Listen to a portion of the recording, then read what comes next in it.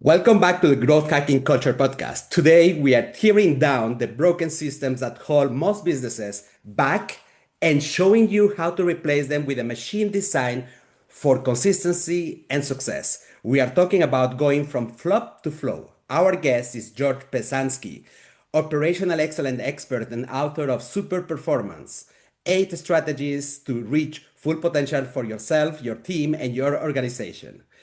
George is here to discuss a massive problem. Companies are wasting billions of dollars on improvements that simply don't last. In fact, George's research often finds that 75% to 95% of improvement projects fail to sustain results beyond the 2 years.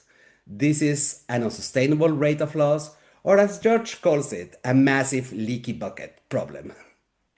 In this episode, George shares some of the blueprints for designing an improvement factory.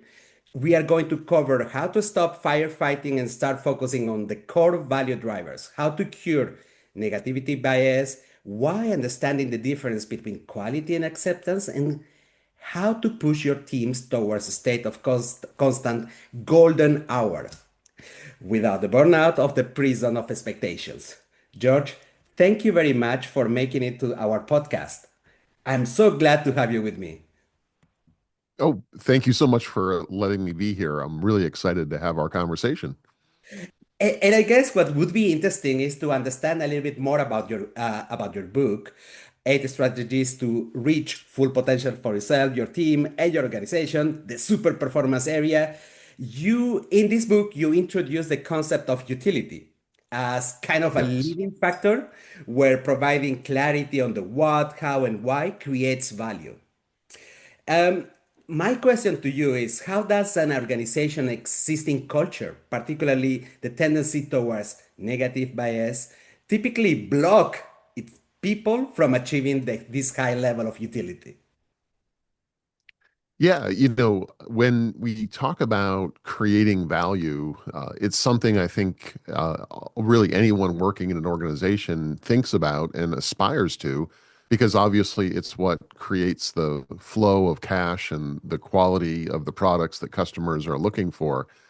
But it really is a lagging indicator. It's something that, has already happened, and that quantity of goods, that purchase of services has already occurred.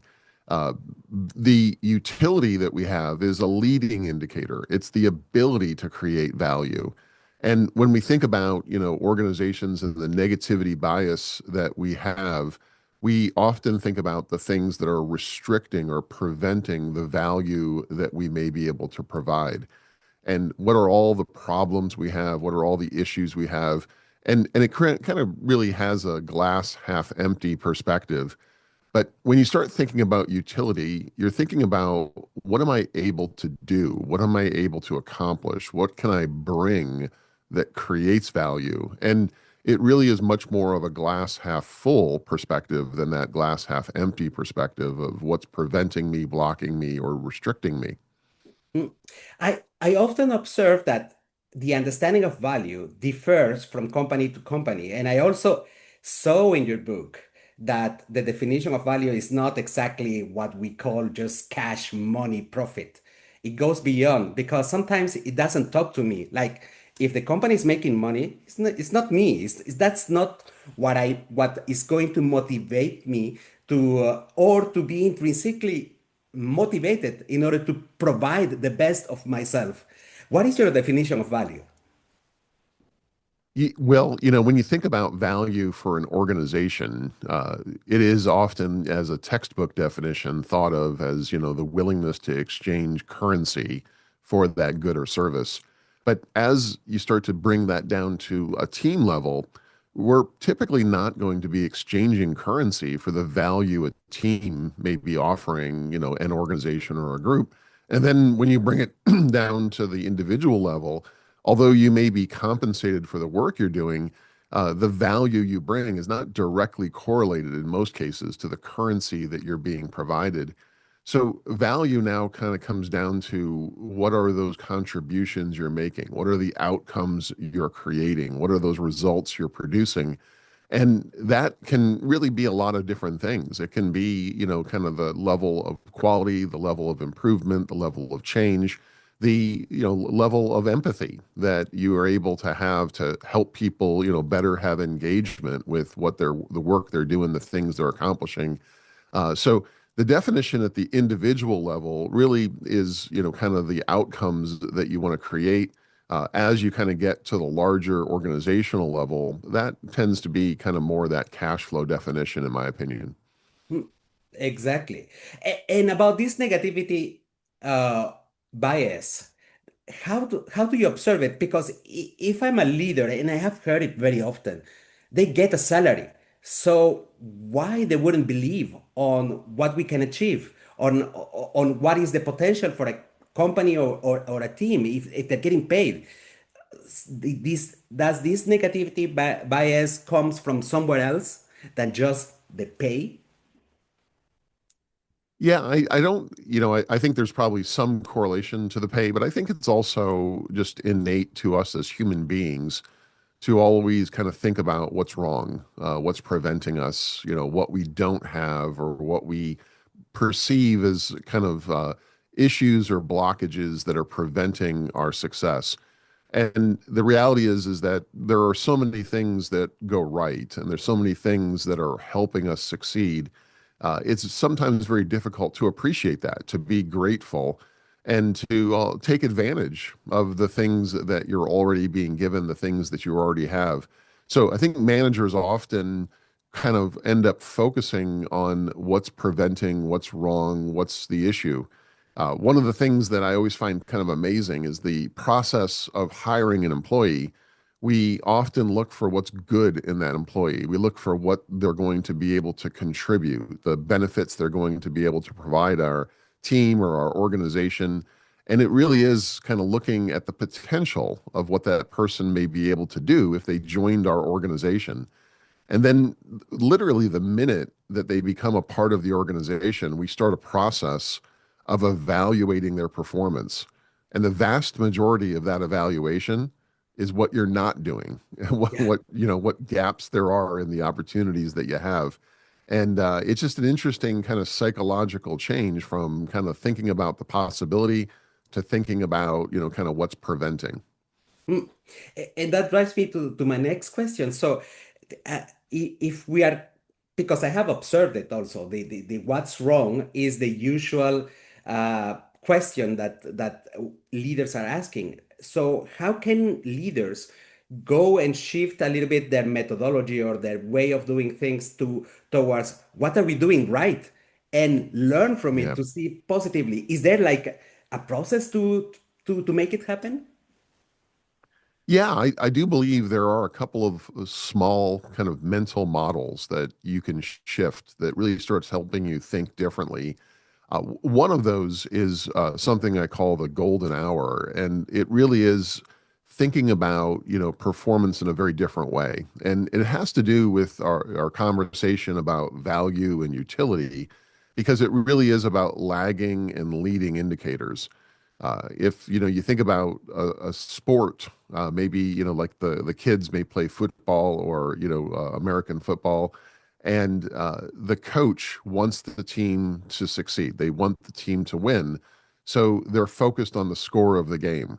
If all they keep asking the kids to do is score more points, they're really not helping the team succeed. They're just focused on the outcome. But when we start to focus on the inputs, when we start to focus on the leading indicators of the sort of techniques, the behaviors, the strategies that the kids are using, the players are using, starting to develop those skills and behaviors, starting to focus on the things they can do better, that's how we end up creating those outcomes. That's how we end up creating those results. And that's exactly what leaders can start to think about is the shift from focusing on lagging indicators to focusing on leading indicators. Leading indicators also start to focus you on more short-term responses. So instead of thinking, did we finish that project this week or this month? Now we're really kind of talking about the progress, the indicators of what we got done today.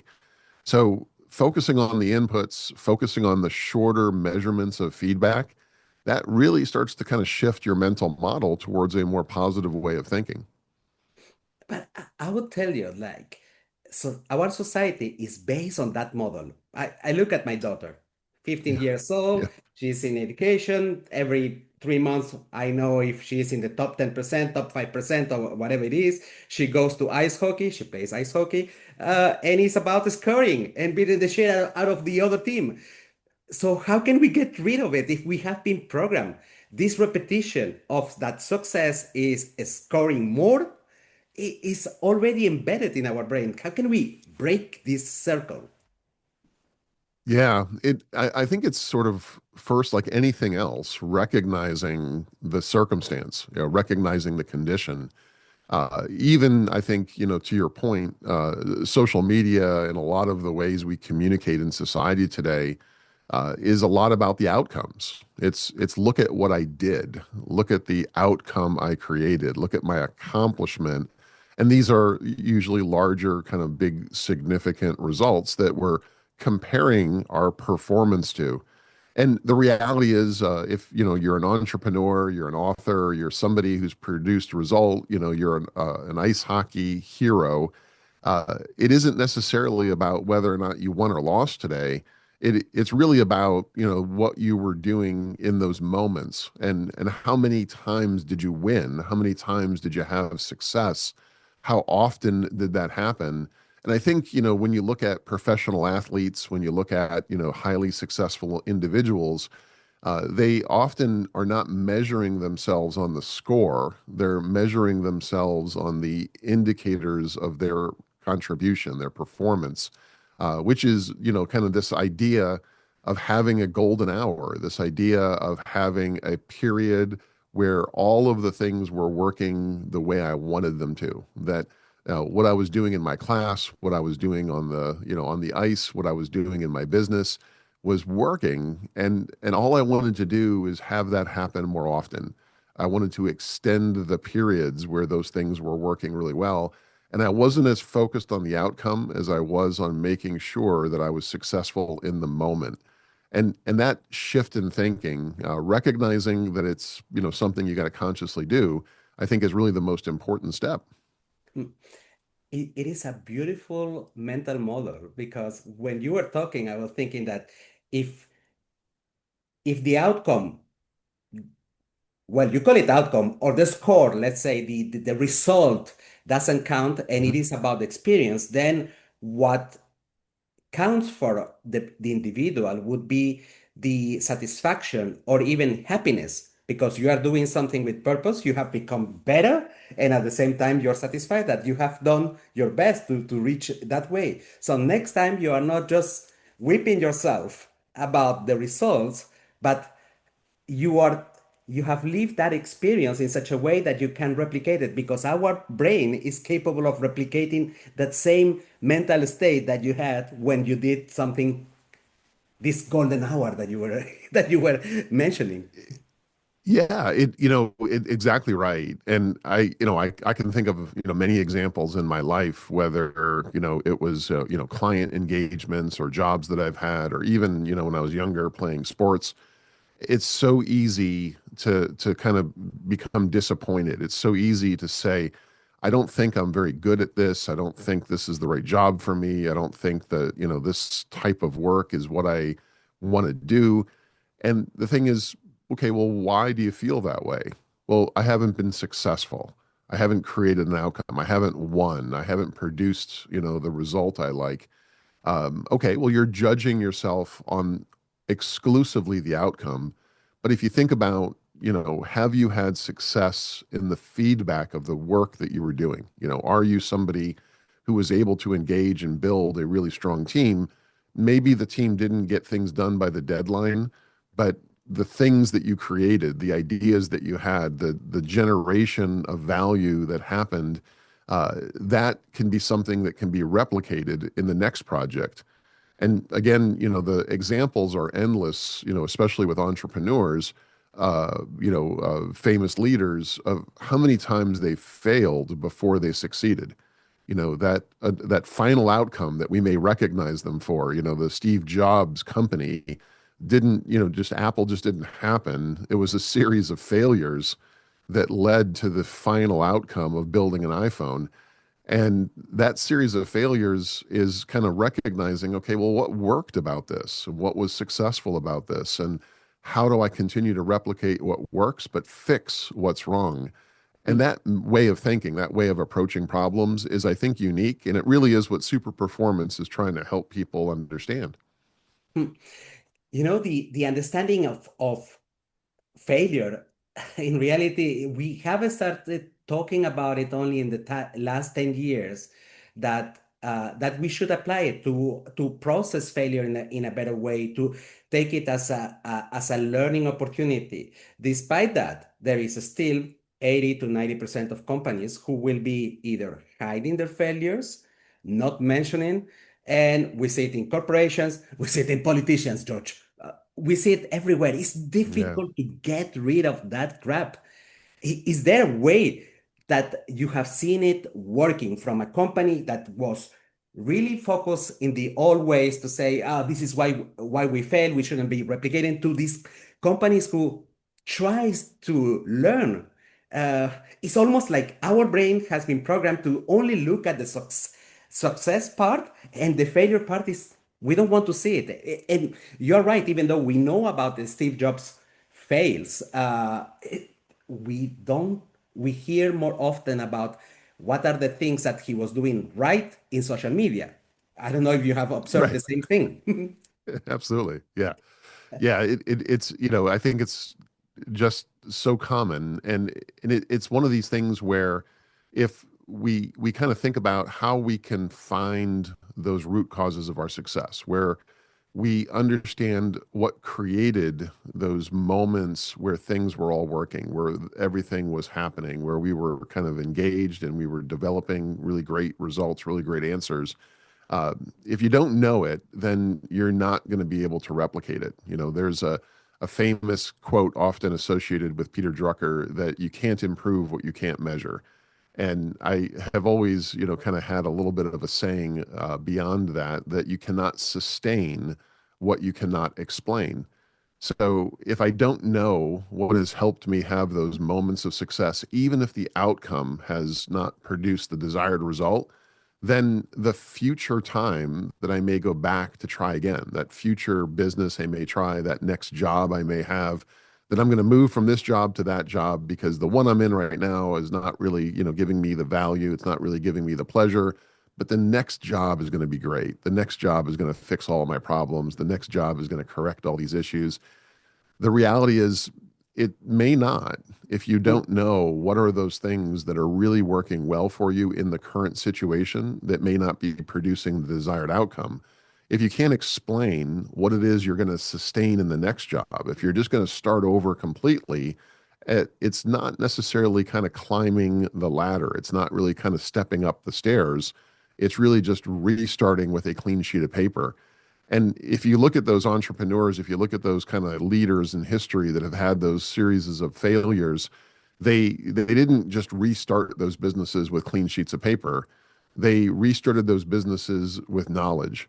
They restarted those businesses with experience. And that experience was, I know what was working, but I also know what didn't work. And I'm not going to focus on redoing the things that didn't work. I'm going to focus on bringing forward these golden hours, these moments where everything was working for us. And that may be the people. I'm going to bring them in. It may be the processes. It may be suppliers. It may be technology. But let's take all of that with me and then start building from there. The more you talk, George, I see a pattern of what you say. You're constantly reminding us of living the moment or the experience that we have today, so that we are not thinking about the future, this thing that make us that our constant expectations that we are going to do better or we are going to have a better result for ourselves, like happiness in the future, is very often what drives us really unhappy, right? That when we think that Yes. when Yeah. I get my first $500,000 in the bank, I'm going to be happy. When I get married, I'm going to Yeah. be happy. When I have children, I'm going to be happy. For corporations, it's exactly the same. It's about the experience now, this moment of of living the present and doing things in the present, not for the future, right? It is, and being an entrepreneur, owning my own business, I get to make my own title, so rather than kind of thinking of myself as the president of my company or having some kind of fancy title, I like to think of myself as an operations coach. And the reason I say that I'm an operations coach is that operations in any organization, in my opinion, is a special place because it's where utility exists and where value is created. It is the moment where whatever we're going to pay for is actually being done. It's the factory floor, it's the services that we provide, it's the development that is being created.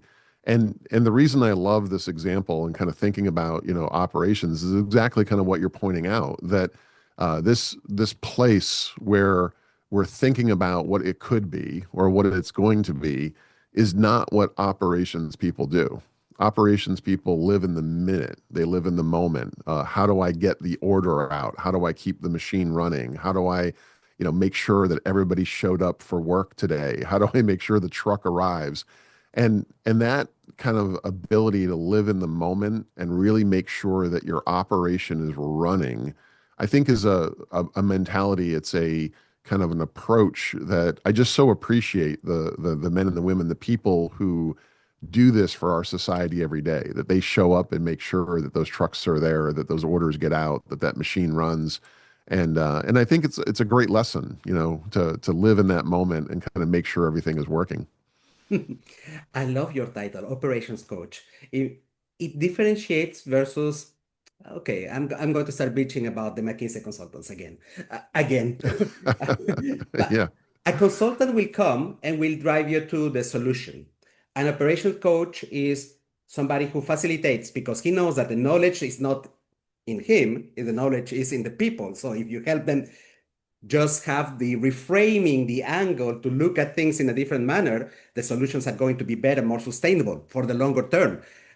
While the consultant is going to come from whatever he can extrapolate from somewhere else or whatever he has not lived, but provides. And if it fails, he's gone, right? Yeah. No, yeah, it's so true. And having an opportunity over the last 30 years to help organizations, in some cases, I do get referred to with that kind of dirty word of being a consultant, trying to help organizations in that way. I sometimes get characterized as that. And I try to avoid that label because I kind of agree with your characterization of kind of what often happens.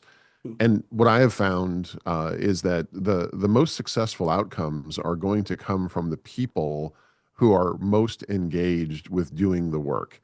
Mm, So I've learned the most from people who are running the machines on, at midnight, the people who are working the weekends, the people who are kind of dealing with the problems. And the challenges that we often end up having to overcome really often are really related to the management's kind of unwillingness to maybe think about the perspective or the experience that those people are having. And this message that I really try to convey in Super Performance is understanding the root cause of your success, understanding where this excellence exists in your organization. And, the employees know where it is. The employees know where things work because it makes their job safer, it makes their job easier, and they tend to have more success. But often we're trapped in poor systems. We're trapped in sort of methods that have been established or ways that we're going to work that are kind of strategic in nature. And it's the, kind of larger consulting firms that create or generate or recommend these larger systems. And then we get trapped in this great idea. And there's parts of it that are good, and there's parts of it that are really frustrating. But now that's our system, and we're stuck in it.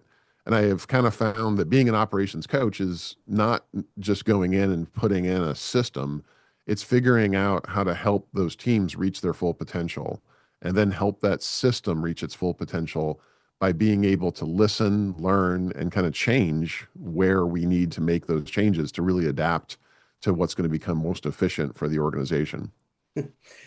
One of the dimensions or factors that influences super performance is collaboration. Nevertheless, I love that specific chapter. You talk about that true collaboration requires high assertiveness balanced with high cooperativeness. Now, Yes. this thing, almost nobody says it because when you read about collaboration, we talk about just the nice moments, the moments where we hold hands, that we are working together. But we dismiss this part that assertiveness is an important factor. Can you tell me a little bit more if I had to visualize what it means a good balance of assertiveness with this cooperation part in teams? Yeah, I in so many opportunities to provide this coaching, to provide this assistance, I find that people talk about collaboration, but what they really are doing is compromise. Exactly. They're really not willing to kind of say what they really think. Because if I said what I if I said what I really think, then I might be offensive, I might hurt somebody's feelings, I might end up, kind of having a political cost to people believing, something about me. So I'm only going to say what I think people want to hear. And at the same time, when people say things, I'm only going to listen to the things that align or agree with what I believe. And what ends up happening is on average, everything becomes average. So, we're never kind of pushing to really look at things. So I've always found that those teams that are reaching their full potential really speak their mind. And sometimes they're wrong. And they're saying and communicating their true opinion and perspective. That is their experience, that is their knowledge, that is their, kind of perspective. And the willingness to accept and recognize that people may have different perspectives and different experiences than yours, and it doesn't invalidate it. As the vice president of the company, that doesn't mean that you know more than that operator running a machine.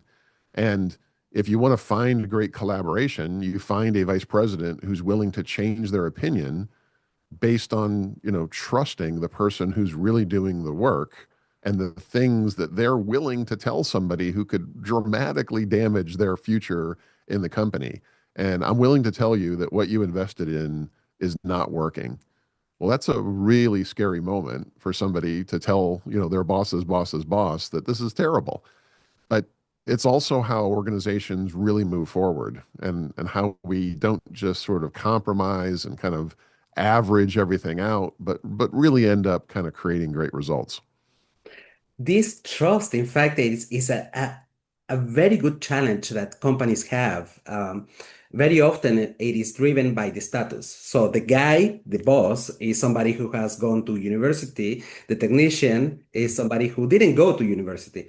Using the university Likely. Yeah. definition in Europe, not because I Yeah. got lost Yeah. in America what exactly is university. Yeah. This Yeah. status creates a gap, and it is difficult to to create it because if I went to university, I know better. I have studied more than this guy in front of the machine, and we don't Yeah. even pay attention or have the patience to understand their language in order to be fed with the reality of business and have better outcomes.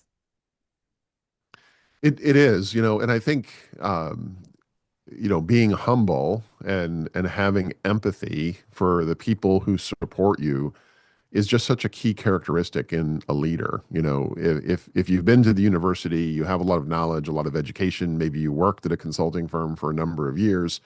The question that I sometimes will ask those people over a beer, over, when we're relaxing is, when was the last time that you repaired the, air conditioning system in your house?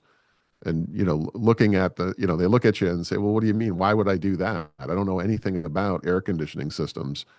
Exactly. Like, what makes you think you know everything about that machine? So you hire a professional to come fix this thing in your home because you as an individual just don't have the skill, the knowledge to be able to safely fix whatever problem is happening. So why are we not trusting this employee as much as you'd hire, as the person you'd hire to come fix the air conditioning in your house? And that often gets them to think, well, just because it's my company or just because it's my department or my plant, I just assume everything in it I know. Well, it's your house. So you don't know everything in your house, do you? You have to hire people to come in with knowledge and skill, and you respect that. You pay them money for it. So why would we not do the same thing for our employees? Why would we not do the same thing for our people? So having this empathy, having this perspective, really, really, really important. One other point, in the book, I talk about a concept that I love called the ugly baby method. And when we talk about being humble, the ugly baby method is something that I've provided kind of like as executive coaching, as kind of coaching for leaders of operations. That if you're that vice president and you really want to know what that operator thinks, if you kind of present to them that this is something that you're proud of, this is something that you're going to defend, this is something that you want to hear how much they love it, then that's exactly what they're going to tell you because you're powerful, you're scary, and Mhm. you can definitely make a lot of people's lives very miserable. So you're going to kind of preset that condition. But if you kind of go out with a little bit of a different attitude, and I think about, that beautiful young baby that we have, and when you present it to the family, present it to the world, and you say, look at how beautiful my new son is, my new daughter, everyone is going to say, well, you're fantastic, such a beautiful baby. But I imagine, my dad, when he first, kind of introduced me to the world and saying, look at the ears on this kid, you know, he's got those, he's got those Pesansky ears, and everyone can kind of say, yeah, those are some big ears, that is something kind of amazing. And what it did is it potentially created a situation where it's okay to be honest. It's okay to tell me what you're really thinking, and your family, you're part of the group, so let's be truthful with each other. And that collaboration requires that truth. Leaders can create it by basically making it okay to criticize even the things that are most sacred to them. So we often talk about the ugly babies. Let's just get them on the table. Let's talk about them. Let's be willing to be open. And it's okay if you tell me that I've got an ugly baby. I'm not going to feel bad about that. I'm going to appreciate it. I'm going to really respect it. The maybe depends on the way you say it, but the ugly baby is going to make you, as you say, make you feel like in the family. We joke about every single thing in my family, and so that opens the door Yeah. to very good discussions about Yes. education, about what we perceive our neighbors to be, whatever within the family, and. I love it. I think I will apply it a Yeah. little bit more often. And as you say, power creates an expectation in people without the power. So we tend to bend to power more often than we wish. Yeah, you have to signal the openness to listen. Yeah, and I think it's just, kind of human interaction where we look for signals. It can be body language, it can be actual words that you're open-minded to the concepts, to me speaking the truth. Because if I see signals that you're not really open-minded, then why would I open that conversation that's going to create maybe negative outcomes for me? So as leaders, you really have to open those doors. You have to sort of be willing to talk about the ugly baby and have some fun with it. And it's okay to Indeed. poke fun at yourself. In your book, you talk about the formula for success. Basically, you're saying that success equals the quality of the solution multiplied by the level of acceptance. In your Yeah. experience, why do technical teams often focus so heavily on the quality but neglect the acceptance? And just to be clear, let's define what it means acceptance so that everybody has the same level of understanding. Yeah, it's really the willingness to buy in. It's really the willingness to support and understand, and in most cases really own what it is we're going to change or we're going to do. In your introduction, thank you by the way for a wonderful introduction. You cited, some of the work, some of the study I've done around sustaining results. So when a team really buys into a change, really buys into, the result we've created, it's likely to sustain. It's likely to last well beyond those 2 years. But when they don't really understand why, they don't really agree with how, they don't really understand what we're really changing or doing, there's a lack of acceptance, the likelihood of that result sustaining starts to diminish really, really rapidly. And that's really, what we want to focus on. In my practice, I've trained, thousands, well over 10,000 professionals in these continuous improvement kind of methodologies and tools. And a lot of them have been, the university engineers. They're people who have very technical degrees, in some cases PhDs, and very knowledgeable, just brilliant individuals that really struggled in their careers. And some of them, late into their careers, struggled with producing results. And not because they weren't smart, not because they didn't have good answers, not because they weren't necessarily even experts in some cases in their field, very widely respected as having enormous knowledge. It's because they never focused on having a bedside manner. They never focused on actually getting people to understand what they're doing or why they're doing it, or how the team, people who are going to be left with the work to do, how they can contribute to helping with that success. That we believe if I give someone the answer, if I give them the outcome, then they're going to be able to just replicate it and reproduce it. And why wouldn't people just do the right thing? And that is kind of a a common thing that people may even think about is, well, if you know what to do, why don't you just do your job? Why don't you just kind of follow the recipe, because that is the right thing to do. And so I don't understand why you wouldn't do it. Well, if that person doesn't understand, kind of why you're asking them to do some things, they may have very good intention to try to create the outcome, but they don't appreciate the technical elements, the reasons for the things that you're doing the way you're doing them. And the more you can communicate with a team, the more you can create engagement, the more you can create buy-in, the more likely the results are to sustain. I've definitely found over the years that you can be technically perfect and operationally wrong. Mm. So just going out and giving a team a perfect answer and saying this is exactly the way to do things is never the recipe.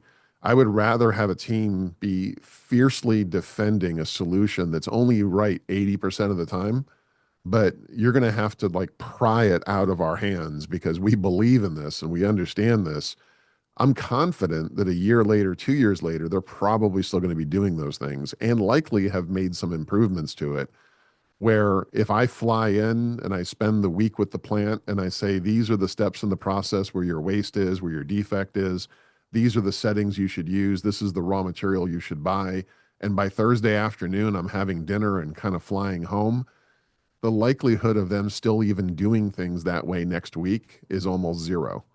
Mm. Because even though I gave them the answer, even though I gave them all the results, they don't know why they should change suppliers. They don't know why they should use those settings. They're really not bought into how we're going to work differently. And as soon as that guy leaves, I'm going to go back to the way I was doing it before because that's what I believe in. So acceptance is everything. Acceptance is critical, especially for those professionals who depend on technical skill. They often overlook that piece. Mm. I have the impression because the first time that I saw this formula, this that success is equal to quality multiplied by acceptance, I understood it like in my way. I thought that it was about, if it is about continuous improvement, is similar to the concept in the startup world of minimum viable product. So you accept something that is good enough to be launched today. But I it's see. more Okay. than Yeah. that. There is Yeah. the Yeah. It is. buy-in Yes. concept that goes Yes. together with the acceptance.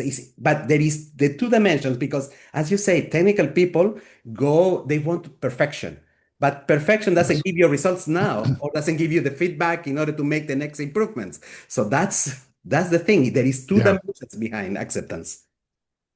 Yeah, just to really emphasize this point, one of the experiences I had that really helped me transition into, having my own company for the last 20 or so years has was working, in a field in adhesives, in glue.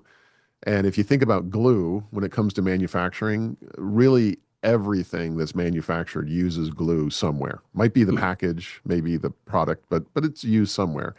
So I worked with a company and traveled all over the world, helping companies better use glue in their manufacturing operations in the early part of my career. And that company had some brilliant people who were absolute experts in certain applications and certain chemistries and certain products. And they would literally fly all over the world to help companies be successful in using products and being able to produce outcomes. And it was just so interesting to watch. And this is where I learned it, that they would fly in, literally like in my example, fix everything, and then a week later, the customer would call and say it's not working again. And then that person would be so frustrated with, well, I showed them everything they're supposed to do, and I don't know why they're not doing it. Well, it's you didn't buy, you didn't get any buy-in, you didn't get any acceptance, you didn't teach anybody, you didn't listen to their opinion and kind of talk about, kind of the things that you want them to hear. You never got collaboration. You just told people what to do. That's right. One point that in fact, we have already talked about it, but I want to get back is that in your Yeah. book, you are warning against the prison of expectations, where Yeah. employees deliberately cap performance to avoid setting sustainable future targets. What concrete behaviors or cultural mechanisms can leader implement to encourage teams to consistently achieve this golden hour of peak performance without triggering this fear of over delivery and then it becomes too much? Yeah. So this prison of expectations, it's absolutely something that you'll see, like at that detailed employee kind of operations machine operator kind of level. But I'll tell you who the biggest offenders of this is actually kind of the line and middle management. They are much more likely to kind of get trapped in this prison of expectations. And it really is the circumstance where if I do better this shift or this week or this month with my team, then what's going to happen is next week or next month, you're going to raise the goal because we always want our goal to be a little bit better than what it is we're currently doing because we want continuous improvement. And people figure this out. Human beings know this rather quickly because if I do something really, really well, you're going to expect me to do things really, really well all of the time. And I don't want to fail. So I have kind of a risk equation that I never want to get stuck in a situation where I have to be perfect or ideal all of the time because then I'm going to end up failing. So those sort of supervisors, middle managers, they want to be in a place where they're constantly just getting over the current goal because I'm constantly just getting a little bit better. And as you start to get higher up in the organization, you start, kind of talking to the vice presidents and other people, and they say, if we only can have 5% better quality, or if we can only have 5% better productivity, how much better would our financial state be? How much better would our performance be? And the reality is they could probably be 20% better. Mm. And the problem is that if we were just that, kind of 10% better today, then that would become the new goal. That would become the new expectation. And nobody wants to get, kind of locked in that situation. So therefore, they're perfectly happy to just sort of stay in a comfortable place, never doing more, never doing less, kind of just always kind of getting over that goal. And the culture, really is about the risk and the willingness for failure. The one thing we can change is just being willing to allow teams to not always succeed. Because if you're willing to let a team not always succeed, not meet the goal, as long as they understand why they didn't hit those goals and what they're going to do differently, then it's okay. It's okay if you have very, very high goals and you don't achieve them. Uh, if you think about, a student, if I say my goal is to have straight A's, to have, an ideal grade point average, there's going to be situations you may not meet that goal. So I'm really only going to try to get B's because I know I can always get a B, right? That's obviously not what we encourage our kids to do, right? You made me think about the discussions with my 15 years old daughter about Okay, great. Yeah. She will always Exactly. try for certain topics to go just below because otherwise, and we are going to discuss about the next level. She knows already. Yeah. Yeah, yeah, exactly. And that's, like I have a son who's 18, and it's probably controversial in some ways, but I've really encouraged him to fail. Try things that you're not sure you can do, but just put your best effort into it. And if you don't succeed, just walk away learning something. And if you can learn something from that failure, if you can learn something about what you did well, what worked for you, and how you could use that in future efforts, you're going to grow and you're going to learn, and don't be afraid to fall short, but be afraid of not putting in a full effort. Mm, it is not controversial. In the Palomino family, I can tell you that is not controversial. This is, I want my kids to fail, to try new things. Otherwise, they are not Yeah, going to have awesome lives. They're going to have just a that's standard, right. boring, unhappy lives. Um, Exactly. Yeah. George, so if people either wants to have a chat with you as to have like an operational coach to Yeah. discuss about the challenges, what is the best way to reach you out? Yeah, there's two ways. You can go to my website, georgepesansky.com, where we have obviously our book, the Kindle version, as well as the audio book, and also all of the content we create. We write a lot of articles, we get published in a lot of places, and we produce a lot of social media content as well. That's all in kind of that one spot you can find at georgepesansky.com. And then my company, myblendedlearning.com, is also a place where you can go if your organization would like to talk about some of the topics we talked about today. If you'd like to find an operations coach and help you kind of create that success, certainly we'd love to hear from you at our website at myblendedlearning.com. Listen, George, I'm going to put your personal website, georgepesansky.com and myblendedlearning.com, and the link to your book, because I think that a lot of problems already to get prepared could be solved having the right mindset where you combine the human side of business, of operations, and the real operations. And I think there is a ton of good learnings in your book. George, thank you very much for your time. It was really lovely to have Oh, this morning with you. oh, thank you so much. I really appreciate the opportunity and really enjoyed our conversation. Thank you for having me.